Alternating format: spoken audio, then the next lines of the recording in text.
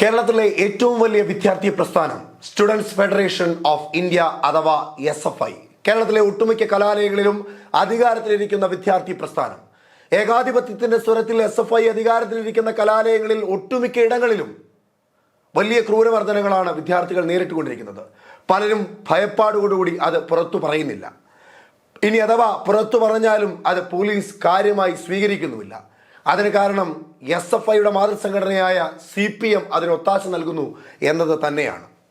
അങ്ങനെ തെളിയുന്ന പല വാർത്തകളും നമുക്ക് മുമ്പിൽ വന്നിട്ടുമുണ്ട്. അതിൽ ഏറ്റവും ഒടുവിലത്തെ വാർത്തയാണ് വയനാട് കൽപ്പറ്റയിലെ പൂക്കോട് വെറ്റിനറി കോളേജിൽ 2ാം വർഷ വിദ്യാർത്ഥിയായ സിദ്ധാർത്ഥിനെ ബാത്റൂമിൽ കെട്ടിത്തൂങ്ങി നിൽക്കുന്ന അവസ്ഥയിൽ കണ്ടത്.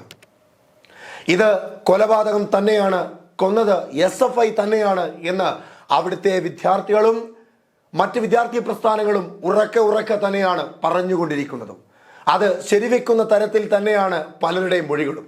അത്തരത്തിൽ ആ ക്യാമ്പസിലെ ഒരു വിദ്യാർത്ഥിനിയുടെ ടെലിഫോൺ സംഭാഷണം ഇപ്പോൾ പുറത്തു വന്നിരിക്കുകയാണ്. അതിലൂടെ തെളിയുന്നതും ഞെട്ടിക്കുന്ന വിവരങ്ങൾ തന്നെയാണ്. എല്ലാവർക്കും അവനെ ഹോസ്റ്റലിൽ നടുക്കിച്ച് വരുന്നവനും പോകുന്നവരും അവനെ വയറെടുത്തും ബെൽറ്റ് എടുത്തിട്ട് അവനെ തല്ലിയത് മൃഗീയമായിട്ട് അവനെ തല്ലിയിട്ടുള്ളവര്. ഒരിക്കലും അങ്ങനെ ചെയ്യില്ല, അവനെ തല്ലിക്കുന്നത് തന്നെയാണ്. അവന്റെ ബാച്ചിലുള്ളവരും ഇതില് പങ്കുണ്ട്. ഒരാളെ പോലും വെറുതെ വിടരുത്, കൊന്നതാ. അവന്മാര് പുറത്ത് നല്ലവരാന്ന് അഭിനയിച്ചവന്മാരുടെ കഴുകന്മാരെക്കാളും മോശം ആൾക്കാർ. പെൺകുട്ടി പറയുന്നതിൽ വളരെ പ്രധാനപ്പെട്ട കാര്യം, ക്യാമ്പസിനുള്ളിലും ഹോസ്റ്റലിലും പട്ടിയെ തല്ലുന്നത് പോലെ തല്ലി സിദ്ധാർത്ഥിനെ. ഹോസ്റ്റലിൽ കൂട്ടവിചാരണ നടത്തി, ബെൽറ്റും വയറും ഉപയോഗിച്ച് നിരവധി തവണ തല്ലി, വരുന്നവരും പോകുന്നവരും ഒക്കെ തല്ലി.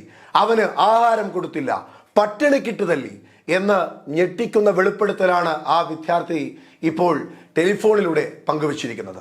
ക്രൂരമായി ഉപദ്രവിച്ചു എന്ന് മാത്രമല്ല അവർ പറയുന്നത്, സ്വന്തം ക്ലാസ്സിലുള്ളവർക്കും അതിൽ പങ്കുണ്ടായിരുന്നുവെന്നും കഴുകന്മാരെക്കാൾ ക്രൂരരാണിവരെന്നും അവൾ വെളിപ്പെടുത്തുന്നു. ഈ വെളിപ്പെടുത്തലിലൂടെ മനസ്സിലാക്കുന്നത് കേരളത്തിലെ കലാലയങ്ങളിൽ, SFI ഭരിക്കുന്ന കലാലയങ്ങളിൽ ഇപ്പോഴും കലുഷിതമാർന്ന അന്തരീക്ഷങ്ങൾ നിരവധിയാണ്. അവിടെ ആർക്കെങ്കിലുമെതിരെ ഏതെങ്കിലും ഒരു പരാതി വന്നാൽ അത് നിയമപരമായി നടപ്പിലാക്കാൻ അവിടെ SFIയുടെ, അവിടുത്തെ വിദ്യാർത്ഥി പ്രസ്ഥാനങ്ങളുടെ ഒരു കോടതി ഉണ്ടാകും. ആ കോടതിയുടെ വിചാരണയ്ക്ക് മുമ്പിൽ കുറ്റവും ശിക്ഷയും തീരുമാനിക്കുന്നത് അവിടുത്തെ യൂണിറ്റ് കമ്മിറ്റി, അവിടുത്തെ SFI തന്നെയായിരിക്കും എന്ന് ആ ക്യാമ്പസിനുള്ളിൽ നിന്ന് തന്നെ പുറത്തേക്ക് വരുന്നു. തൊട്ടടുത്ത ദിവസം ചില വിദ്യാർത്ഥികൾ മാധ്യമങ്ങളോട് പറയുന്നു, നിങ്ങൾ രാഷ്ട്രീയവൽക്കരിക്കരുത്, ഇതിൽ രാഷ്ട്രീയമില്ല. അതിലൊരു ചെറുപ്പക്കാരൻ പറയുന്നു, താൻ MSFകാരനാണ്, ഇവിടെ രാഷ്ട്രീയപരമായ ഒന്നുമില്ല, ഒരു തല്ല് നടന്നു, ആ തല്ല് അങ്ങനെ അയാളെ തല്ലാൻ പാടില്ലായിരുന്നു, ആ തല്ലിയത് തെറ്റായിരുന്നു, പക്ഷെ അതിൽ രാഷ്ട്രീയം കലർത്തരുന്നു പറയുമ്പോൾ അതിന് തൊട്ടുപിന്നിൽ നിൽക്കുന്ന ഒരു ചെറുപ്പക്കാരൻ കൈയടിക്കുന്നു. ആ കൈയടിയിൽ തെളിയുന്നത് അവിടെയും രാഷ്ട്രീയപരമായൊരു നേട്ടം തന്നെയാണ്. പിന്നീട് തെളിയുന്നു MSFകാരനാണെന്ന് പറഞ്ഞ പയ്യൻ SFI അനുഭാവിയാണ്, SFI പ്രവർത്തകനാണ്. അതിനെ തെളിയിക്കുന്ന തരത്തിലേക്കുള്ള ഫോട്ടോകളടക്കം പുറത്തു വരികയും ചെയ്യുന്നു. എന്തായാലും സ്വാതന്ത്ര്യം, ജനാധിപത്യം, സോഷ്യലിസം എന്ന കൊടിയിലെഴുതുകയും എന്നാൽ അതിന് വിരുദ്ധമായി പ്രവർത്തിക്കുകയും ചെയ്യുന്ന ഒരു നടപടിയാണ് SFIയുടെ ഭാഗത്തു നിന്നും സിദ്ധാർത്ഥിന് നേരെ ഉണ്ടായിരിക്കുന്നത്. വളരെ വേദനയോടുകൂടിയാണ് കൊല്ലപ്പെട്ട സിദ്ധാർത്ഥിന്റെ അച്ഛൻ മാധ്യമങ്ങൾക്ക് മുമ്പിൽ സങ്കടം പറയുന്നത്. അദ്ദേഹം പറയുന്നത് ഇത്രയേ ഉള്ളൂ, കൊല്ലുന്നതിന് മുമ്പ് അല്പം വെള്ളമെങ്കിലും കൊടുക്കാമായിരുന്നില്ലേ മക്കളെ എന്ന് അദ്ദേഹം വേദനയോടുകൂടി ചോദിക്കുന്നു. ആ ചോദ്യത്തിന് മറുപടി നൽകുവാൻ ഇനി എത്ര വലിയ വിദ്യാർത്ഥി പ്രസ്ഥാനമാണെന്ന് പറഞ്ഞാലും SFIയെ കൊണ്ട് സാധിക്കില്ല. ഇനി എത്രമാത്രം നിങ്ങൾ മറവെച്ച് സംസാരിച്ചാലും സത്യം പുറത്തു വരുമെന്ന ആത്മവിശ്വാസത്തിൽ തന്നെയാണ് അച്ഛനുള്ളത്. അതുകൊണ്ടാണ് അദ്ദേഹം പറയുന്നത്, താൻ സെക്രട്ടേറിയറ്റിന് മുൻപിലേക്കല്ല, മുഖ്യമന്ത്രിയുടെ വീടിന് മുൻപിലേക്ക് പോയി സമരം ചെയ്യും.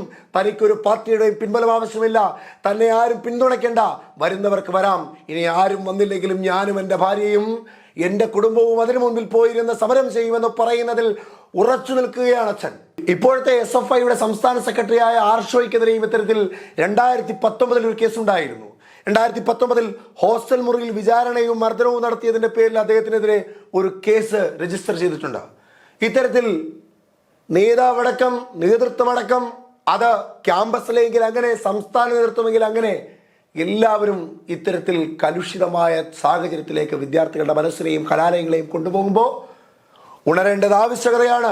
ഇവിടുത്തെ ആഭ്യന്തരം, ഇവിടുത്തെ പോലീസ് സംവിധാനം, കുട്ടികൾ കലാലയത്തിനുള്ളിൽ അധോലോകമാണോ അതോ മനോഹരമായ വിദ്യാലയമാണോ തീർക്കുന്നതെന്ന് അറിയേണ്ടത് അനിവാര്യത തന്നെയാണ്. ഈ ക്യാമ്പസിനുള്ളിൽ നിരവധി തവണ ഇത്തരത്തിൽ കൂട്ടവിചാരണയും മർദ്ദനവും ഒക്കെ നടന്നിട്ടുണ്ട്. പക്ഷെ അതൊന്നും അധ്യാപകർ അറിയുകയോ അല്ലെങ്കിൽ പോലീസ് അറിയുകയോ ചെയ്യുന്നില്ല. ഇത്തരത്തിൽ സിദ്ധാർത്ഥ് എന്ന് പറയുന്ന ചെറുപ്പക്കാരൻ സ്വന്തം ജീവൻ ത്യാഗം ചെയ്തുകൊണ്ട് ഇത്തരത്തിലൊരു സത്യം പുറത്തു കൊണ്ടുവന്നു. എന്നാൽ സിദ്ധാർത്ഥൻ ആത്മഹത്യ ചെയ്തതല്ലെന്നും അവനെ കൊന്നതാണെന്നും ആരോപിക്കുന്നുണ്ട് സിദ്ധാർത്ഥിന്റെ അച്ഛനും കുടുംബവും.